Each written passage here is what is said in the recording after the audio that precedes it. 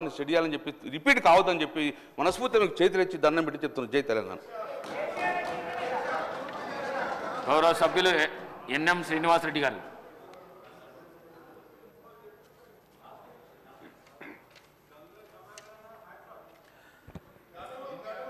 గురుకులాలు ప్రభుత్వ పాఠశాలల్లో మౌలిక సదుపాయాలు కల్పించడంపై షార్ట్ డిస్కషన్ నాకు అనుమతి ఇచ్చినందుకు మీకు ధన్యవాదాలు అధ్యక్ష.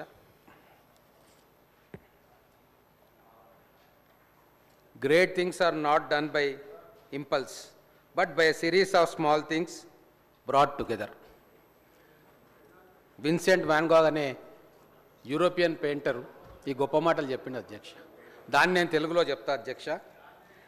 మహత్తరమైన పనులు హఠాత్తుగా జరగవు, కానీ చిన్న చిన్న పనుల సమాహారంతో సాధించబడతాయి.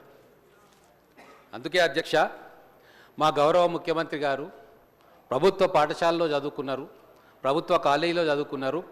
ఆ చిన్న చిన్న సమస్యలు ఏమిటి అని అర్థం చేసుకున్నారు. కాబట్టి ఈ ఒక్క సంవత్సరంలో గత 10 సంవత్సరాల్లో వాళ్ళు చేయని పనులన్నిటినీ కూడా ఆలోచించి అర్థం చేసుకొని చేసిర్రు అధ్యక్ష. అడగొచ్చు ప్రతిపక్ష నాయకులు, ఏంటా చిన్న చిన్న పనులు? ఏమైనా సెక్రటేరియట్ లాంటి బిల్డింగ్ కట్టిర్రా, కమాండ్ కంట్రోల్ లాంటి బిల్డింగ్లు కట్టినరా, ఆకాశం అంతా ఎత్తున ఇంకేమైనా చేసిర్రా, ఇరిగేషన్ ప్రాజెక్టులు కట్టిరట? అవి కాదు అధ్యక్ష. చాలా చిన్నవి ఏంటి అనేది నేను ఇప్పుడు చెప్తాను అధ్యక్ష.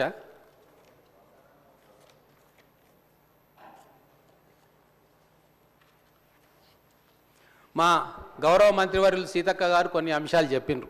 వాటి జోలికి పోకుండా కవర్ కాని కొన్ని అంశాలు మేము ముందుకు తీసుకొస్తాం అధ్యక్ష.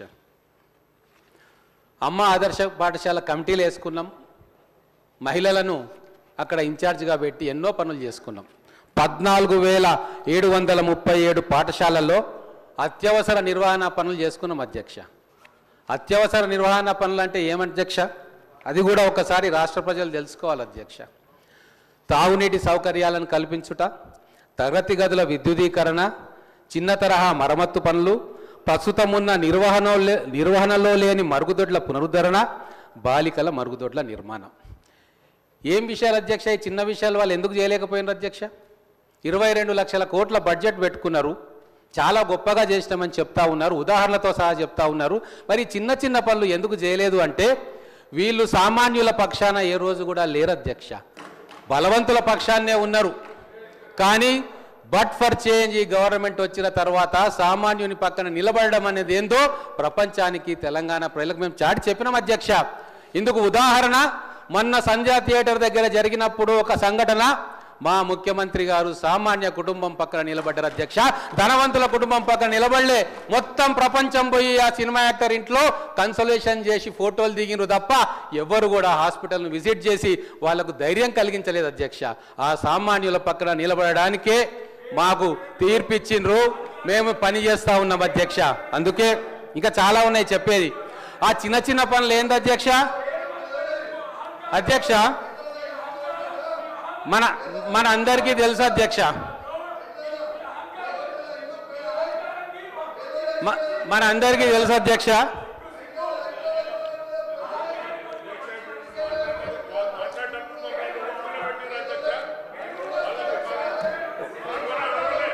అధ్యక్ష రాజకీయంలో మనందరం రాజకీయ నాయకులం అధ్యక్ష. మొదలు సర్పంచ్గా ఎన్నికైతారు, తర్వాత మంచి పనులు చేసి ఎంపీటీసీఓ జెడ్పీటీసీఓ కావాలనుకుంటారు, ఆ తర్వాత ఎమ్మెల్యే కావాలనుకుంటారు, పెద్ద పదవులు ఆశిస్తారు, అది సహజం అధ్యక్ష.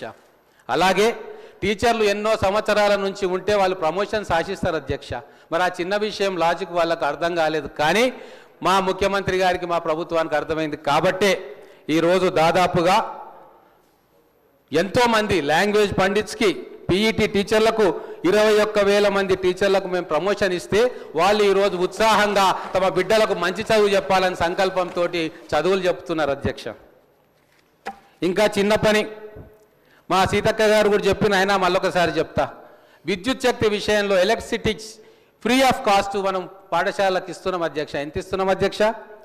118 కోట్లేమో గవర్నమెంట్ స్కూల్స్కి ఇస్తూ ఉన్నాము, 200 కోట్లు రెసిడెన్షియల్ స్కూల్స్ ఇస్తున్నాం. ఇది చాలా చిన్నదే కదా అధ్యక్ష. వాళ్ళు ఎందుకు చేయలేదు అధ్యక్ష? వాళ్ళ దృష్టి దీని మీద ఎందుకు రాలేదు అధ్యక్ష? కానీ మా దృష్టి మీద ఎందుకు వచ్చిందంటే మేము సామాన్యుల పక్షాన నిలబడతాం, ప్రభుత్వ పాఠశాల విద్యా వ్యవస్థను మెరుగుపరచాలనుకుంటున్నాం కాబట్టి మా దృష్టికి వచ్చింది, మేము చేసినాం అధ్యక్ష. ఇంకొక విషయం అధ్యక్ష, గతంలో కూడా నేను చెప్పిన లర్నింగ్ అవుట్కమ్స్ అనేది చాలా పెద్ద అంశం అధ్యక్ష. మొత్తం గత 10 సంవత్సరాల్లో లర్నింగ్ అవుట్కమ్ అనేది గవర్నమెంట్ ఆఫ్ ఇండియా రిపోర్ట్లలో ఉంటుంది అధ్యక్ష. 35వ స్థానంలో మనం ఉండే అధ్యక్ష. దాన్ని ముందుకు తీసుకురావడానికి, మన స్థానాన్ని పైకి తీసుకురావడానికి ఈ చిన్న చిన్న అంశాలన్నింటినీ కూడి ఈరోజు ఒక పెద్ద మిషన్ తోటి మేము పనిచేస్తూ ఉన్నాం అధ్యక్ష. ఈ తెలంగాణ ప్రజలు అర్థం చేసుకుంటా ఉన్నారు.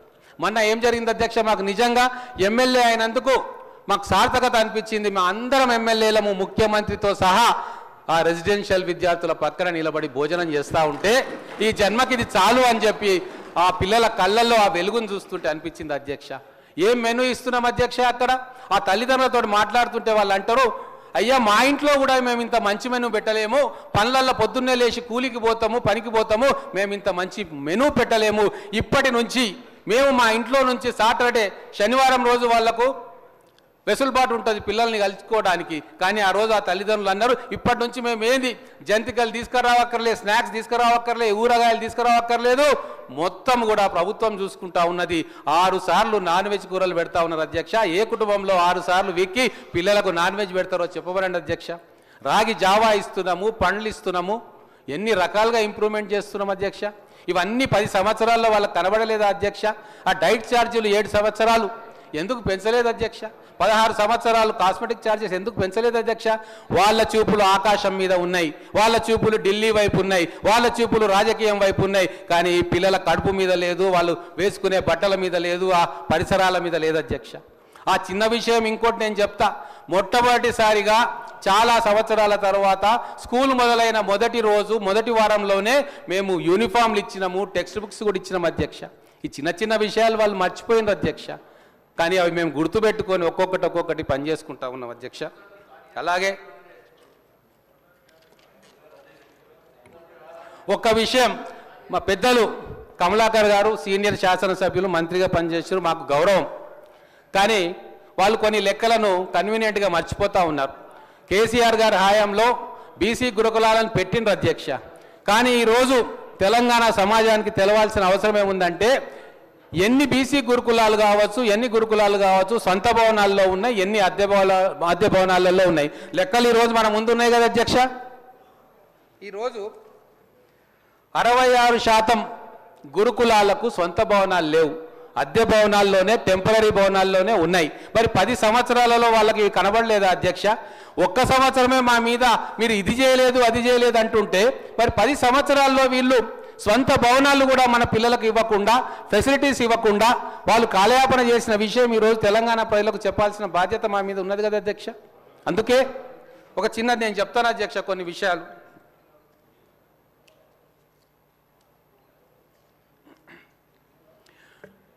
సిఎస్ఐఆర్ దాని కింద ఐఐసిటి ఉంటుంది అధ్యక్ష, Indian institute of chemical technology. దాంట్లో చీఫ్ సైంటిస్ట్గా డాక్టర్ కె నాగయ్య గారు పనిచేస్తున్నారు. వారు ఇంకొంతమంది ఒక పేపర్ను పబ్లిష్ చేసిండ్రు అధ్యక్ష. ఏమని చేసిరంటే, ఈరోజు పాఠశాలల్లో ఎందుకు ఈ అనర్థాలు జరుగుతూ ఉన్నాయి అంటే, వాళ్ళు ఒక ఎంక్వైరీ చేసి రిపోర్ట్ చేసిండ్రు. శిథిలమైన భవనాలు ఉండడంతో, అపరిశుభ్రమైన కిచెన్ ఉండడంతో, ఎప్పుడో నిర్మాణమైన వాటర్ ట్యాంకులు, దాంట్లో బ్యాక్టీరియా చేరి రకరకాల వ్యాధులు పిల్లలకు ఆ వాటర్ ద్వారా రావడం, కంటామినేట్ కావడం, అలాగే పూర్ వాటర్ క్వాలిటీ, టెస్ట్ చేయని వాటర్ వాటికి ఇవ్వడం ద్వారా, ఓపెన్ డిఫెకేషన్ అంటే ఆరు బయట బహిర్భూమి టాయిలెట్స్ లేకపోవడం, డర్టీ బాత్రూమ్స్ అంటే అపరిశుభ్రమైన బాత్రూమ్లు, కరప్షన్, ఇవన్నీ కూడా గత 10 సంవత్సరాల్లో వారు దృష్టి పెట్టినుంటే ఒకవేళ ఇటువంటి ఫుడ్ పాయిజనింగ్ కేసులు అయ్యేవా అధ్యక్ష?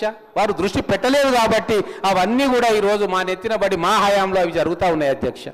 కానీ ఒక్కటి, వారు ఎన్నో ఉదాహరణలు చెప్పినారు, ఈ ఒక్క సంవత్సరంలో జరిగిన ఉదాహరణలు, వాటికి కారణం ఎందుకు అనేది ఒక్కటైనా వారు విశ్లేషించుకొని చెప్పినుంటే బాగుండేది. చెప్పలేదు, ఆ కారణాలు ఇవ్వ అధ్యక్ష. అందుకే రాగానే 657 కోట్ల రూపాయలతోటి 14,000 పాఠశాలలకు అకాడమిక్ ఇయర్ స్టార్ట్ కాకంటే ముందే మొదలే నిధులు ఇచ్చేసి మేమందరం కూడా పోయి అక్కడ చిన్న చిన్న పనులు, ఈ టాయిలెట్స్, డ్రింకింగ్ వాటర్ ఇవన్నీ కూడా చేసినాం అధ్యక్ష. మార్పు మొదలైంది అధ్యక్ష, మార్పు ఇంకా పూర్తి కాలే, అంతం కాదు, ఇది ఆరంభం. ఇంకా ఈ 4 సంవత్సరాల్లో మేము అద్భుతమైన ఫలితాలు సాధిస్తాం ఎడ్యుకేషన్ సెక్టార్లో అని చెప్పడానికి మాకు ఎటువంటి కూడా నిజాయితీగా మేము పనిచేస్తున్నాం కాబట్టి మేము ప్రజలకు జవాబుదారీగా ఉండదలుచుకున్నాం అధ్యక్ష. అలాగే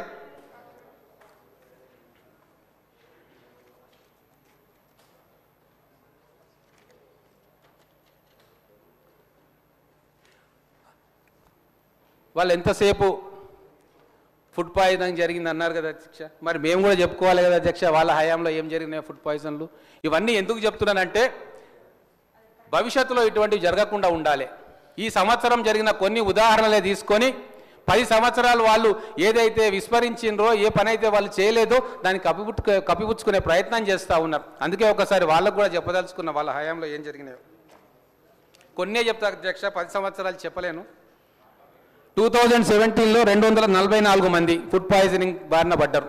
2018లో 135 మంది, 2019లో 571 మంది, 2020లో 102 మంది, 2021లో 373 మంది విద్యార్థులు ఫుడ్ పాయిజనింగ్ గంటలు జరిగి తీవ్రంగా అస్వస్థ పాలయ్యారు. మరి దీనికి ఏం సమాధానం చెప్తారు అధ్యక్ష?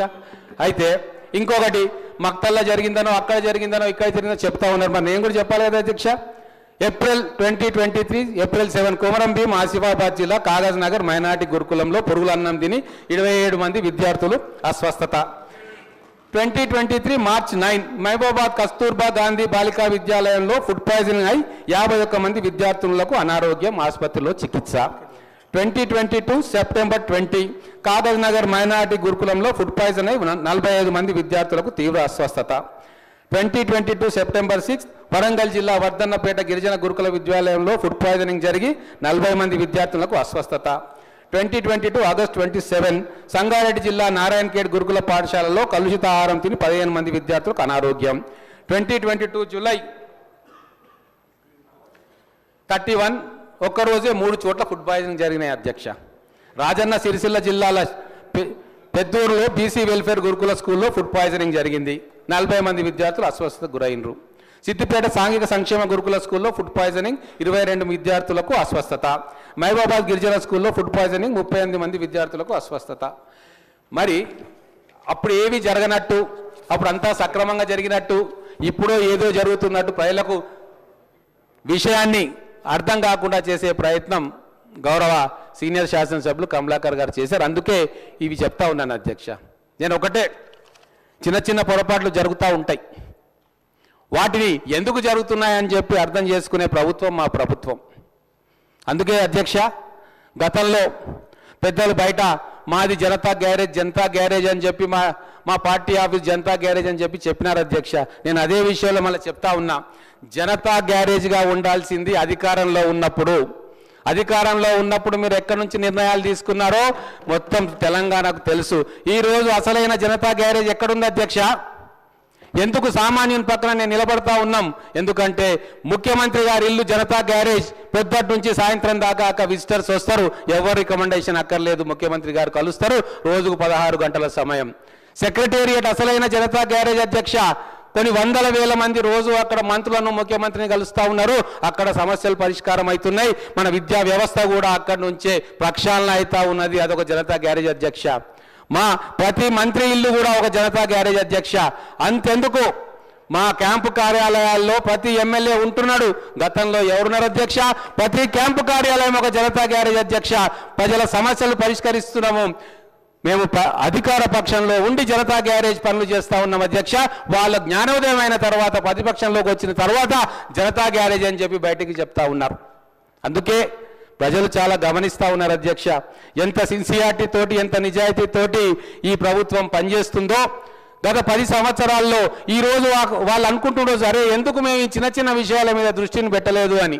కానీ ఖచ్చితంగా చిన్న విషయాలే రేపు పెద్ద మార్పుకు ప్రారంభం అధ్యక్ష. ఒక్క అడుగుతోనే ఎన్నో వేల మైళ్ళు మనం సాధన చేస్తాం, మన యాత్ర సాగుతూ ఉంది. అందుకే ఈరోజు విద్యా వ్యవస్థ కోసం చాలా ఆలోచనలు చేస్తూ ఉన్నారు. ఇప్పుడు డిగ్రీ తర్వాత ఏం చేయాలా, స్కూల్లో ఏం చేయాలా, కాలేజీలో ఏం చేయాలా, ఎట్లా వాళ్ళని ఇంప్రూవ్ చేయాలా, వాళ్ళ ఎడ్యుకేషన్ సిస్టమ్ని ఇంప్రూవ్ చేయాలని చెప్పి నిరంతరం ఆలోచన ఈ ప్రభుత్వం చేస్తూ ఉంది. చాలా విషయాలు మిగతా సభ్యులు మాట్లాడతారు, కానీ మొన్న చిన్న విషయాన్ని చాలా పెద్ద ఎత్తున అదేదో ఇంటర్నేషనల్ ఇష్యూ అయినట్టు చూపించే ప్రయత్నం గతంలో జరిగింది. సరే వారిని ప్రతిపక్ష సభ్యులను వాళ్ళ చర్యలను నేనేం కాదన్నాము, అది వాళ్ళ హక్కు కావచ్చు. కానీ ఈ వేదిక ద్వారా గతంలో జరిగిన తప్పులను సవరించుకునే ప్రయత్నం మాత్రం మా ప్రభుత్వం చేస్తున్నది నిజాయితీతో అన్న విషయం మా తెలంగాణ ప్రజలకు అర్థమైతే అదే 10,000 అని చెప్పి మేము అనుకుంటా ఉన్నాం. భవిష్యత్తులో కూడా వారు సూచనలు చేశారు కమలాకర్ గారు. ఖచ్చితంగా మా ప్రభుత్వం వారి సూచనలను, ఆచరణ యోగ్యమైన సూచనలు ఉంటే ఖచ్చితంగా పాటిస్తుంది. వారికి ఉన్న ప్రేమ పిల్లల మీద అంతకంటే ఎక్కువ ప్రేమనే ఈ అధికారాలు ఈ ప్రభుత్వానికి ఉంది, మా ముఖ్యమంత్రి గారికి, మా మంత్రివర్గ సభ్యులకు ఉంది. అందుకే ఓ చిన్న ఉదాహరణ చెప్తా అధ్యక్ష, గొప్ప కాదు. మొన్న నేను రామరెడ్డిగూడెం అనే ఎస్సీ వెల్ఫేర్ స్కూల్కి పోయినా, బాలికల స్కూల్. అక్కడ టీచర్ ఒక మాట చెప్తే నాకే కళ్ళల్లో నీళ్లు తిరిగినాయి. ఆమె ఏమన్నదంటే, 10 సంవత్సరాల నుంచి నేను మొత్తుకుంటా ఉన్నా, మా స్కూల్ ప్రాంగణం మొత్తం అడవిలాగా జమ్మి మలిచిపోయింది. ఎంతమందికి విజ్ఞప్తులు చేసినా రాజకీయ నాయకులకు కానీ అధికారులకు కానీ ఎవ్వరు పనిచేయలేదు. 10 సంవత్సరాలు పాములు వచ్చి లోపలికి దూరుతూ ఉంటే 6 గంటలు అయితే మేము కిటికీలు మూసుకుంటున్నాం, తలుపులు మూసుకుంటున్నాం. అంటే మేము అప్పుడే నిర్ణయం తీసుకున్నాం అధ్యక్ష, నెక్స్ట్ డే మేము వస్తాము, జేసీబీలతో డోజర్లతో వస్తాము, మేము మా కార్యకర్తలు వస్తాము, శ్రమదానం చేస్తాము అని చెప్పి 2 రోజులు శ్రమదానం చేసి మొత్తం క్లీన్ చేసి ఇప్పుడు ఆ ప్రెమిసెస్ని వాళ్ళకి అప్పచెప్తున్నాం అధ్యక్ష. అంటే స్పందించే గుణం, సమస్యకు అసలైన పరిష్కారం ఎక్కడుంది, ఆ చిన్న చిన్న విషయాలలో ఆలోచన దృష్టి పెట్టే అవసరం ఉంది ఇప్పుడు. అదే దాన్ని మా ప్రభుత్వం చేస్తున్నది అధ్యక్ష. అందుకే మరొకసారి మా మిత్రులకు చెప్తా ఉన్నా, రేపు చాలా కోడ్ చేస్తారు ఇప్పుడు మాట్లాడే పెద్దలు, అక్కడ ఇది జరిగింది, ఇక్కడ ఇది జరిగింది, కానీ ఎందుకు జరిగింది, ఎట్లా జరిగింది, భవిష్యత్తులో అవి జరగకుండా మేము ఏం చేయాలన్న సూచనలు ఇస్తే ఖచ్చితంగా మా ప్రభుత్వం దాన్ని పాజిటివ్ కోణంలో తీసుకొని వాటి సమస్యను పరిష్కారం చేసే ప్రయత్నం చేస్తుంది అధ్యక్ష.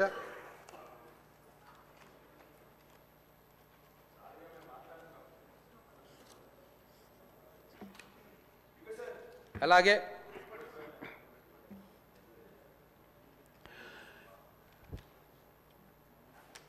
ఇంకొక విషయాన్ని నేను మా ప్రభుత్వంలో ఉన్నా కూడా మేము ఒకసారి ఈ దృష్టికి తీసుకుపోదలుచుకున్నాం.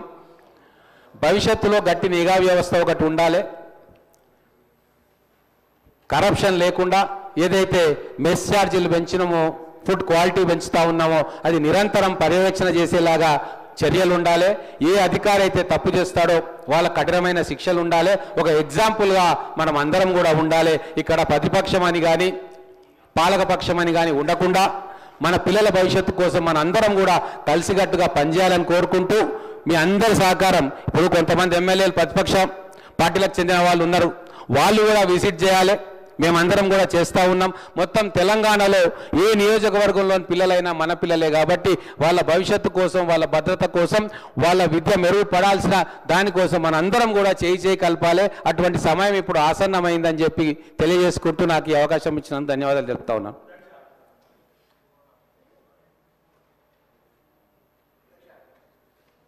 రాకేష్ రెడ్డి గారు.